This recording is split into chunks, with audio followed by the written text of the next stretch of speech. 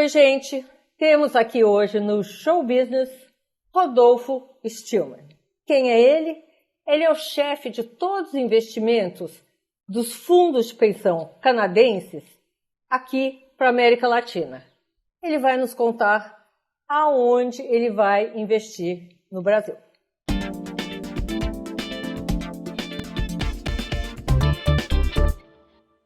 Rodolfo, um prazer estar aqui com você hoje, apesar de toda essa confusão. Espero conversar com você sobre várias coisas. Muito obrigada pelo seu tempo, que eu sei que é precioso. E queria saber o que este Asset Managed Function Plan do Canadá pretende no Brasil nos próximos 5, 6, 10 anos. Eu sei que você já tem muitos investimentos aqui e queria que você falasse um pouquinho sobre isso. Bom dia, Sônia, e obrigado pelo convite. Um prazer conversar com você e com o Show Business.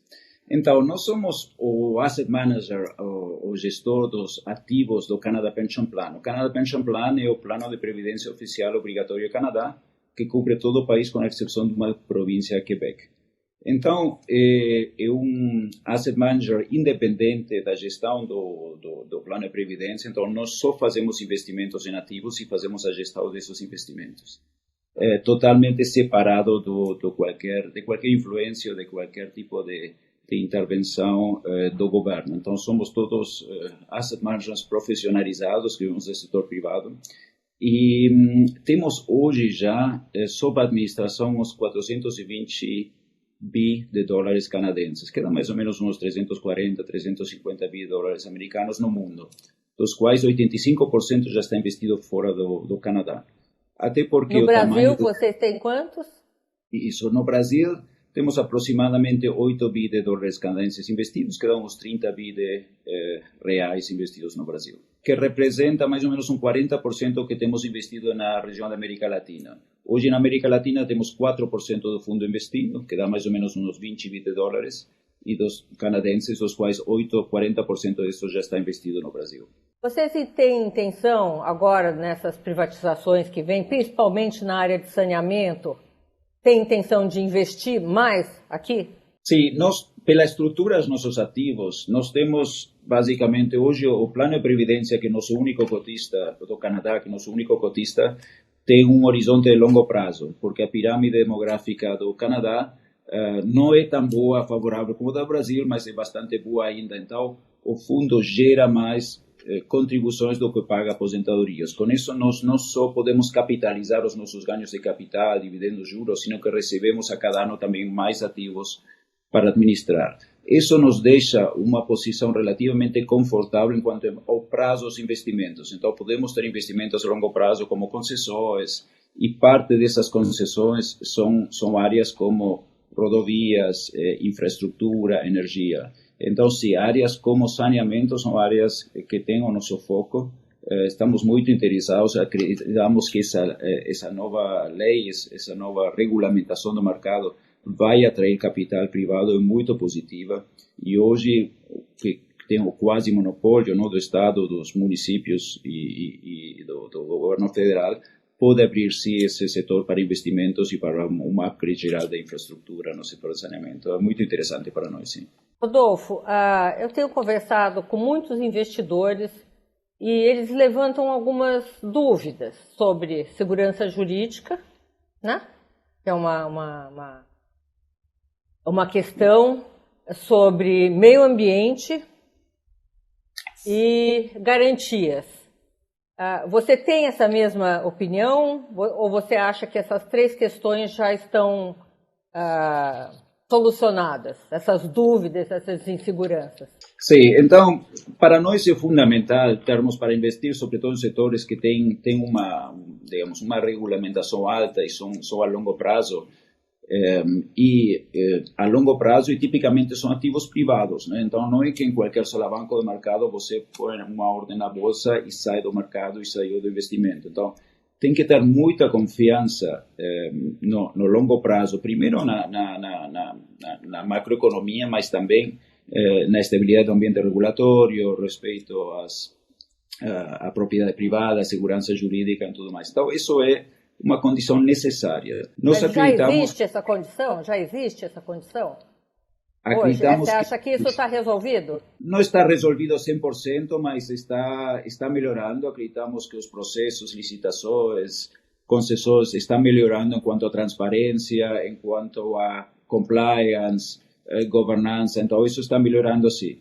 Então, temos o que precisamos, talvez, assim, ambientes regulatórios um pouco mais independentes dos governos, agências reguladoras independentes que realmente possam fazer uma questão técnica, uma gestão técnica, e que tenha maior independência e realmente o foco seja na questão técnica de cada um dos setores. E temos vários, né? Temos gás, que também estamos vendo tendências muito positivas para abrir esse setor para investimentos. Então, temos ainda possibilidades de privatizações, de mais concessões. Então, acreditamos que sim, isso dê para melhorar, mas já estamos no caminho certo. Então, não é, por enquanto, um impedimento, digamos, não podemos investir até que isso não mude. Estamos investindo, mas com essas mudanças podemos continuar investindo mais e eu acho que o Brasil pode atrair mais capital também. Rodolfo, eu acompanho esse setor de economia há muitos e muitos anos. E eu presenciei a criação das agências reguladoras. Elas foram criadas de uma maneira independente. E ao longo dos anos, enfim, uma parte delas acabou sendo politizada. Eu sinto agora que estamos na outra mão. Estamos caminhando de novo para uma independência dessas agências. Você concorda com isso? Eu acho que estamos caminhando, mas ainda tem caminho para andar, né? Ainda não estamos lá e eu acho que tem que ter clareza. Qual é realmente essa função da agência? Vai ser só consultiva? Vai poder tomar iniciativas? Vai ser propositiva? Então, eu acho que dentro dessas opções, eu acho que as agências podem ter uma função maior ainda que a que tem hoje. Nós acreditamos, sim, e porque é uma competência técnica, até que não é uma questão do governo, uma questão técnica de ministérios, digamos, do Estado, né? Independentemente de cada governo. Então, acreditamos que isso deveria ser uma gestão independente e técnica. E aí ainda podemos ter um caminho para melhorar, sem dúvida, sim. Hoje no mundo, a taxa de juros está baixíssima, né? 60% dos papéis estão pagando juros negativos. Eu acho muito engraçada essa palavra juros negativos, porque como é que é juro e como é que é negativo? Para explicar para o nosso telespectador, o juro negativo é quando você põe, por exemplo, R$100 num banco e ele vai te devolver 98. Isso se chama juros negativos. Com esse quadro, está existindo e vai existir uma maior liquidez no mundo inteiro. Você acha que, por exemplo, os investidores em geral e o fundo de pensão que você dirige em particular vão ser mais maleáveis a entrar em países cujas regras ainda não estão tão definidas? Olha, eu acho que para nós, por exemplo, nós temos um objetivo de retorno mínimo de 6% nominal, né? Em dólares. Então, para um juro que esteve no ano passado entre 1 e 2, agora já caiu abaixo de 1, ainda positivo no Canadá, igual que nos Estados Unidos, mas levemente, não? São basis points. Temos que ter uma diversificação e temos que ter também uma alta componente de nossos ativos em equity, em ações, né? Em capital, porque não dá para aquele investimento em T-bills ou mesmo em crédito privado. Então, 85% dos nossos ativos já estão em equity. Então, isso é bastante agressivo. É bastante. Segundo, é bastante. Mas temos, como falei antes, temos essa perspectiva a longo prazo. Então, mesmo um solavanco a curto prazo de ações, a gente pode levar bem para frente, não vamos estar forçados a vender ações. E o segundo ponto que nos vai levar a esse retorno é a diversificação global. Isso é muito importante para nós.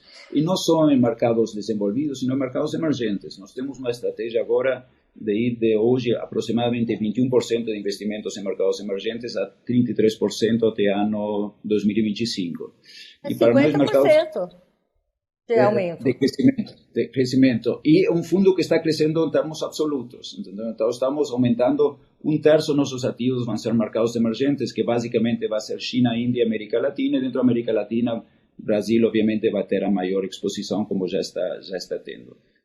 Então, sim, nós não vemos um grande problema para investir em mercados emergentes. Temos liquidez, e tem uma liquidez global, né? Como você falou, os bancos centrais estão emitindo muita liquidez, estão criando muita liquidez justamente para sustentar as economias. Vai ter um endividamento maior dos governos e das empresas, e eu acho que lá na frente a outra pergunta é como que essa liquidez vai ser tirada do mercado, mas por enquanto tem muita liquidez. Com que rapidez, né? Com que rapidez essa liquidez vai ser enxugada? Ninguém está pensando nisso agora, porque o foco realmente está em salvar as economias. Não? Mas com isso temos hoje já aproximadamente 2,5 trilhões de dólares. Esse é o número que está que trabalhamos no setor de investimentos do setor privado para tudo, para private equities, investimentos em infraestrutura, energia. E, obviamente, isso se divide no mundo inteiro, né? Mercados emergentes, mercados desenvolvidos, Europa, Estados Unidos, Ásia e tudo mais, América Latina. Então, acho que para nós é muito mais, assim, do ponto de vista de Brasil, procurar esses ativos para fazer esses investimentos. E do ponto de vista do Brasil, é criar as condições para atrair esses capitais para o Brasil, né? Criar as condições para fazer processos transparentes de concessões, buscar privatizações, buscar atrair esse capital privado, porque, convenhamos, hoje o governo não tem capacidade de investimentos, nem tem capacidade de gestão. Na maioria dos setores, não? Independentemente da questão ideológica, quem acredita no rol do Estado não tem capacidade de investimentos e não tem capacidade de gestão. Então é onde vemos realmente a grande chance do capital privado entrar para acelerar esse crescimento, criar as condições, criar ativos novos, e esse capital privado que gera então serviços, que gera condições, atrai mais capital e se entra num círculo virtuoso que com uma gestão melhor com capital privado pode fazer também atrair mais capital e criar mais competitividade em setores que hoje estão sofrendo com custos de logística altos, custos de transporte altos, ineficiências e tudo mais. Então, acreditamos que isso possa realmente ser o início de um bom círculo virtuoso, mas tem que começar a andar mais rápido, não é? Nesse caminho das concessões, das privatizações, de atrair capital privado. Mas o capital está, mesmo nós estamos com apetite de crescer, não? Mas temos que encontrar realmente as oportunidades certas. Vou te interromper um minutinho, claro. Só por causa do nosso intervalo, tá? Tá bom. A gente volta já.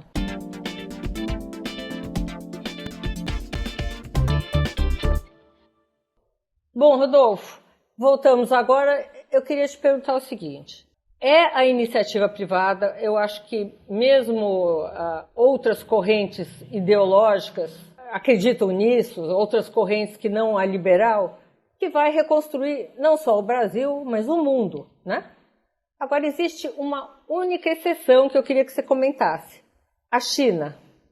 Como é que a China entra dentro desse projeto global de reconstrução pós-pandemia?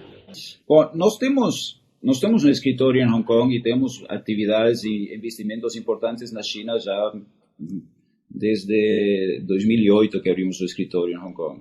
Então, temos conhecimento de investimentos na China, de ter parceiros, temos investimentos em diferentes áreas, temos investimento em tecnologia, somos investidores de Alibaba, de Ant, de Tencent, então, assim, mas não recentes, de vários anos já. Então, temos investimentos em negócios imobiliários, então, temos um bom entendimento do mercado chinês.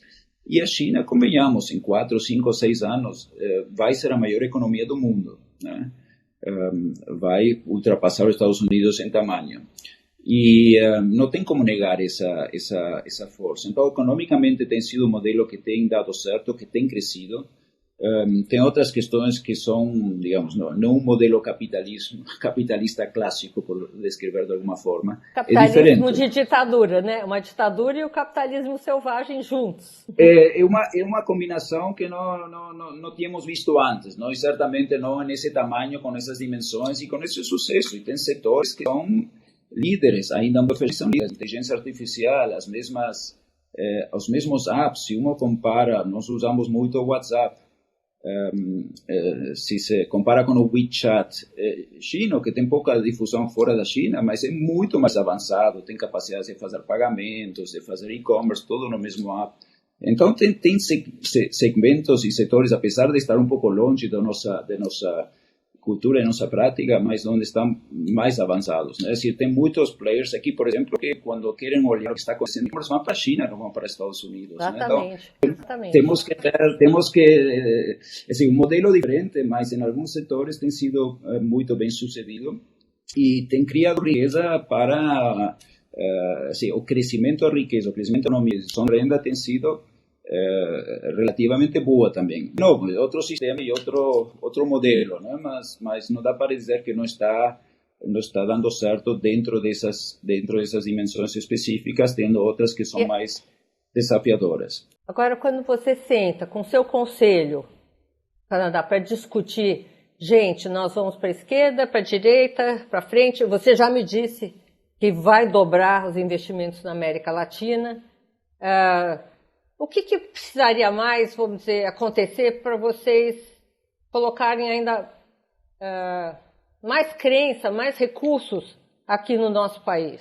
O motivo de nós querermos aumentar nossa exposure assim, em emerging markets e América Latina, duplicar de fato, é porque acreditamos que no longo prazo vão ser as regiões com maior crescimento e que vão oferecer maior rentabilidade que os mercados desenvolvidos, que já estão muito mais estáveis enquanto ao crescimento. Nós seríamos o número 1 nessa lista da América Latina? Em quanto ao tamanho, sim, mas em quanto à agilidade, atratividade, estabilidade, aí tem que competir, né? Porque pode ter países menores que estão fazendo a lição de casa menor. Então, e por outro lado, enquanto maiores, sempre vai ter China e Índia. Então, estamos sempre competindo nisso, ¿no? Quem é maior, e eu estou tentando sempre, assim, como representante e líder aqui da América Latina internamente, eu tento que a gente tem que ser mais ágil, porque se me comparo sempre com Índia, China, mesmo o Brasil, apesar de ser grande, acaba sendo, tem que oferecer alguma coisa a mais, tem que ser melhor a gestão, tem que ter mais agilidade, tem que ter um ambiente mais estável. O bom é que uma democracia estável com instituições fortes, isso ajuda muito. E, digamos, não ter grandes conflitos como talvez possam ter outros mercados emergentes. Mas aí tem que ter um atrativo nível do setor também, da microeconomia, da estabilidade, dos marcos regulatórios estáveis, um pouco o que víamos antes. Né? Então, eu acho que sim. Se você deve conversar com os seus pares internacionais, né? A imagem do Brasil anda arranhada lá fora? O que você diria? Olha, eu acho que já não é o que era. E eu acho que a percepção é bem pior que a realidade, né? Eu acho que isso é setor por setor. Se você vê a forma digamos, a situação do Covid, né? A percepção não é boa de como se está lutando contra a pandemia. Mas quando você está aqui dentro, eu moro em São Paulo, estou agora fazendo esta live de São Paulo aqui, você vê que se está fazendo uma gestão séria, baseada em dados baseados em ciência, baseado em, digamos, KPCA, sistema hospitalar, indicadores. Então, se está fazendo uma gestão, eu vou, às vezes, tenho que sair de casa, vou para o médico, uma coisa, vou na rua, as pessoas estão, 90% tem máscara. Então, se está fazendo uma gestão séria das variáveis. Mas a percepção internacional não é essa. A percepção internacional é bem pior. O que o Brasil poderia fazer para melhorar essa imagem? Principalmente também tem essa questão ambiental, que o que está acontecendo é muito diferente da percepção lá fora, que é muito pior. Perfeito. Você vê alguma ação? Se você estivesse em frente a alguém do governo, que você sugeriria fazer? Estamos fazendo, como país, né, 90% das coisas bem e 10% das coisas poderiam melhorar. Esse 10%, por exemplo, é fazer cumprir as leis. Desmatamento ilegal, não pode, vai atrás. Consequências, tem que ter fiscalização, tem que ter consequências, não pode ter anistias, essas coisas. Então, tem que ter digamos, uma fiscalização das situações ilegais, mas muito séria, e tem que ser levada a séria. E depois tem que comunicar esse 100%, tem que corrigir 10% e comunicar o 100%. Hoje nós estamos endereçando esse desmatamento ilegal e não estamos comunicando nem o 90%. O Brasil poderia ser o líder internacional em questões de meio ambiente. O Brasil poderia exportar, tem diferentes estimativas, mas por dizer um número conservador, ainda poderia estar exportando 10 bi de dólares de créditos de carbono.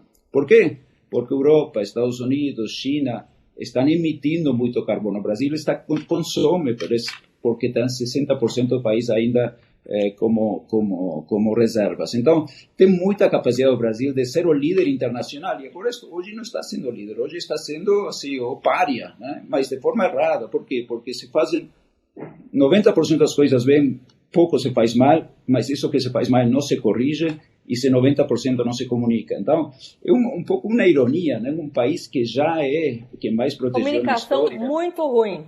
Comunicação Sim, muito ruim e confusa. muito ruim, e parte das correções que nós estamos fazendo, que basicamente não precisa nem leis novas, é simplesmente fazer cumprir a lei. É isso e depois comunicar. Mas não pode sair a comunicar agora, porque o primeiro que faz é ter que se defender frente às acusações, né? Mas é irônico que os países que já têm mais desmatado, que não cuidaram historicamente, são os que mais criticam. E nós sabemos como assim, o Brasil fica lá sempre na defensiva, sem comunicar a história proativamente. E até economicamente, é uma grande oportunidade de negócios para nós, como Brasil, né, enquanto aos créditos de carbono. Rodolfo, vou te interromper mais uma vez, você me desculpa. A gente volta já já.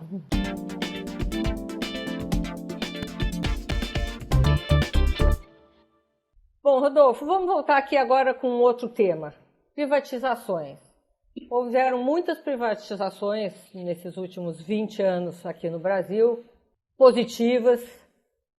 Telecomunicações, se não tivessem sido privatizadas, a gente não estava aqui conversando, por exemplo, né? Agora, historicamente também, nós sempre tivemos uma dificuldade de colocar em ação projetos de privatização.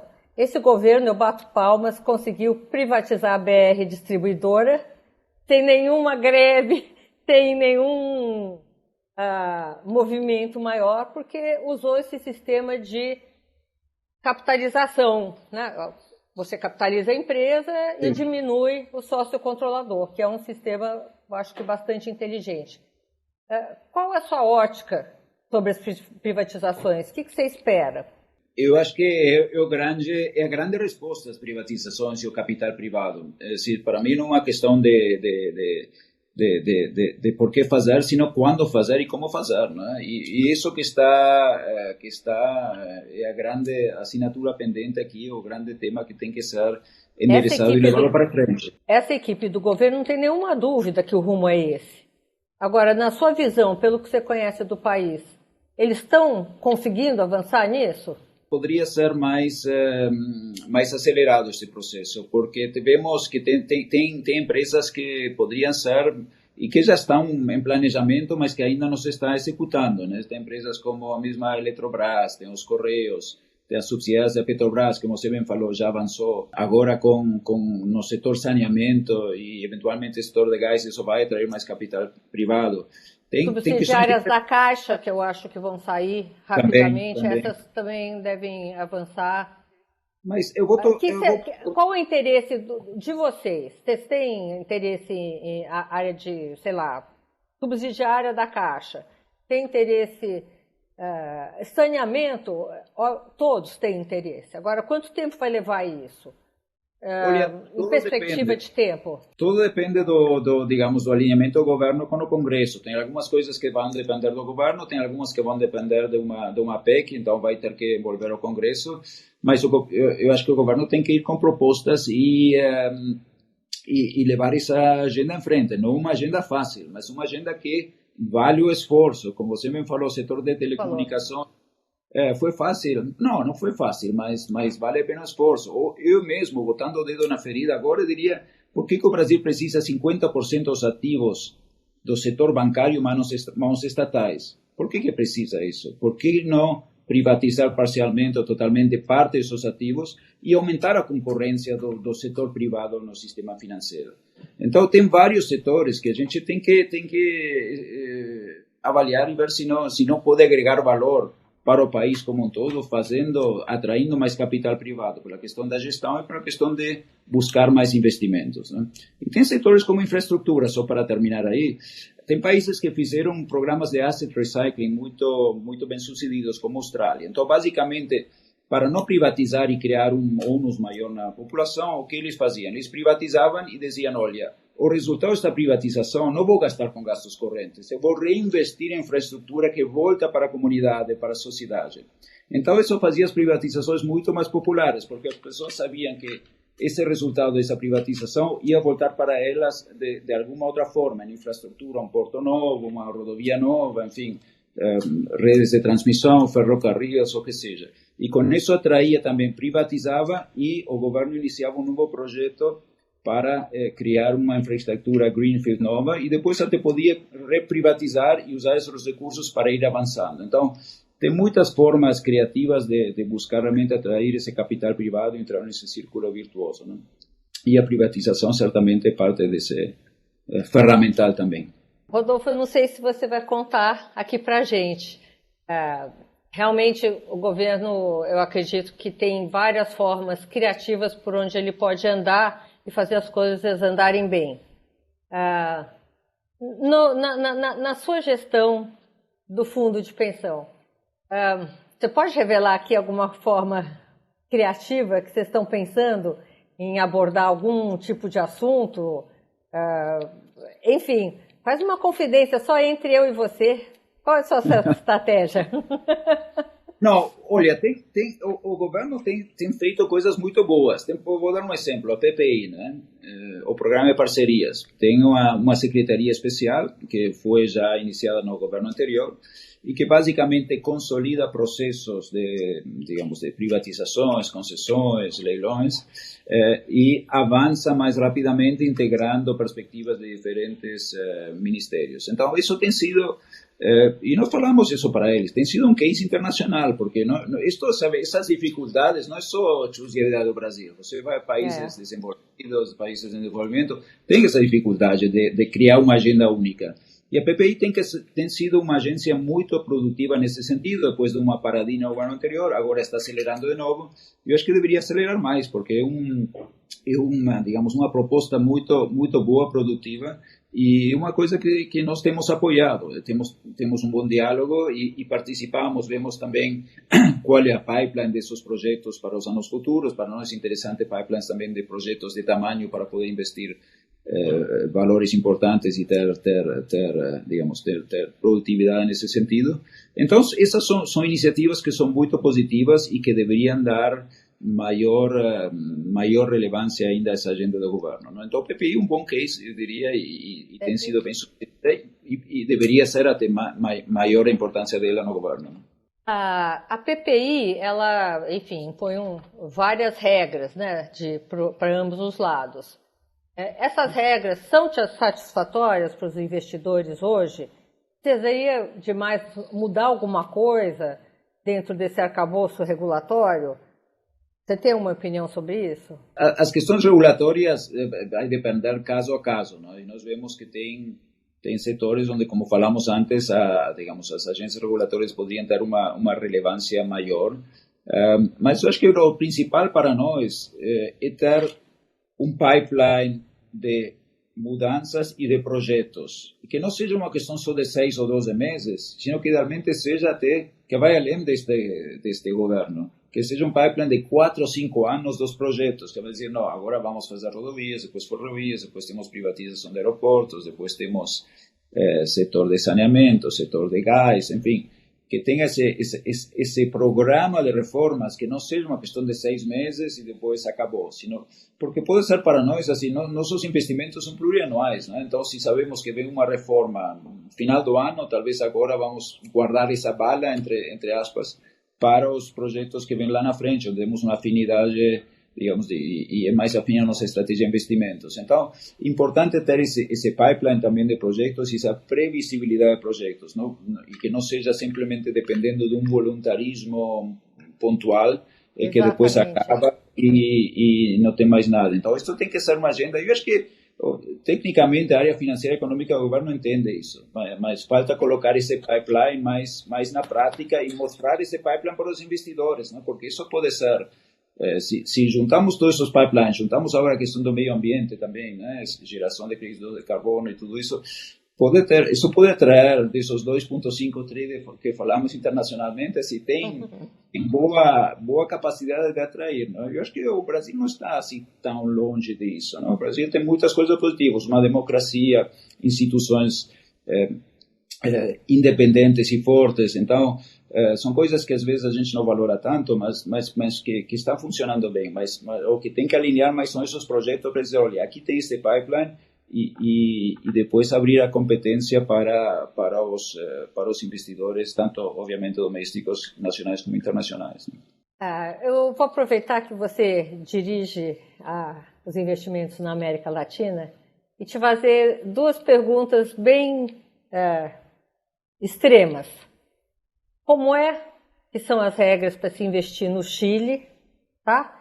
E queria que você comparasse essas regras de como investir na Venezuela. Tem como fazer essa comparação? Olha, com Chile sim, porque Chile é um dos nossos países foco também, é o segundo país atrás do Brasil em quanto a tamanho dos investimentos. Quando começamos no escritório aqui em 2014, Chile é o primeiro país na América Latina. Eu imaginei. Agora o Brasil ultrapassou. Venezuela não posso comentar porque não temos investimentos, realmente não é um país foco nosso, né? Então, mas o Chile tem sido sempre um país muito, muito confiável. Primeiro país com investment grade, enfim. Nosso primeiro investimento na região foi no Chile no ano 2007, de uma rede de transmissão elétrica que temos até hoje, então tem dado muito bons resultados. E tem sido um país assim confiável, previsível, com marcos regulatórios estáveis e tudo mais. O fundo de pensão canadense que você representa aqui na América Latina, ele tem alguma limitação a investimentos onde os países não são investment grade? Não temos, não. O nosso único objetivo, assim, por estatuto, é retorno 6%. no investimento. No retorno no investimento, assim, corrigido pelo risco, não? Dentro de riscos razoáveis, obviamente. Mas aí podemos investir tanto em empresas como países com investment grade, sem investment grade. Então, assim, mesmo assim, no Brasil, apesar do Brasil não ser investment grade, mas tem empresas que são muito boas, que são investment grade, tem projetos que são investment grade e outros que não. Então, assim, isso não é um impedimento, mas nós temos sim investimentos... Isso é bom, é uma liberdade, por exemplo, que os fundos de pensão americanos não têm, né? Não tem. E nós, nesse sentido, temos total confiança do nosso board em fazer esse tipo de investimentos, não? Mesmo quando investimos em crédito, por exemplo, crédito privado de empresas, é todo abaixo do investment grade. Porque imagina, hoje investir um crédito AAA que te dá 2-3% por ano em dólares não chega nem perto das nossas metas. Desafio. Então tem que entrar nos riscos. Sim. Estamos chegando, infelizmente, ao final do nosso programa. Foi um prazer conversar com você. Eu espero que suas decisões sejam de investir muito no nosso país, porque esse país vai crescer e está trilhando um rumo correto. E entrevistá-lo daqui a um ano para ver como é que as coisas ficaram. Espero que você volte a conversar com a gente. Perfeito, Sônia. Foi um prazer. Muito obrigado pelo convite ao Show Business e será um prazer conversarmos. E acredito, sim, temos boas oportunidades, mas acreditamos que não estamos tão longe de ter mais oportunidades ainda enquanto há essa abertura da agenda de de investimentos, né? Então, eu acho que temos um alinhamento de interesses, capital, nós somos capital de longo prazo, o Brasil também precisa de capital de longo prazo para investimentos, então eu acho que temos uma agenda positiva e tomara que possamos avançar mais. Será um prazer falar novamente, Sônia. Muito obrigada.